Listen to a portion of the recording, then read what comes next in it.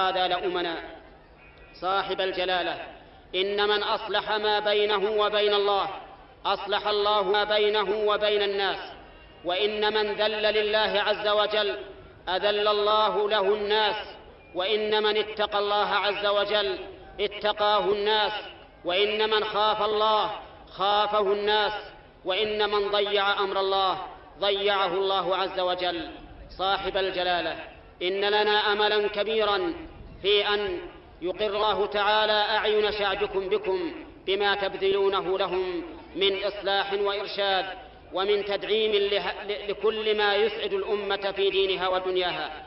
ولقد سرنا ما سمعناه قبل أيام من أن جلالتكم تدعمون هيئة الأمر بالمعروف والنهي عن المنكر دعما غير مقيد. هذا مما سرنا كثيرا، لأن بهذا الأمر وحده، بالأمر بالمعروف والنهي عن المنكر، فضلت هذه الأمة على غيرها. كنتم خير أمة أخرجت للناس تأمرون بالمعروف وتنهون عن المنكر وتؤمنون بالله. صاحب الجلالة لولا أن أذان المغرب قد حان وأننا نحب أن نقضي بالسنة في تقديم صلاة المغرب لكنا نقول أكثر من ذلك. وختاما، والختام مسك، أبشر أهل عنيزة جميعا بأن صاحب الجلالة تبرع ببناء المسجد الجامع الكبير بنفقته،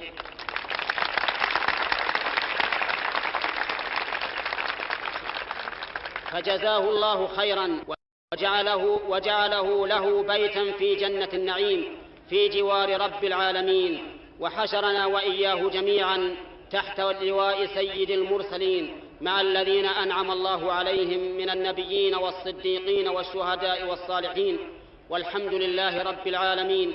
وصلى الله وسلم على نبينا محمد وعلى آله وأصحابه أجمعين.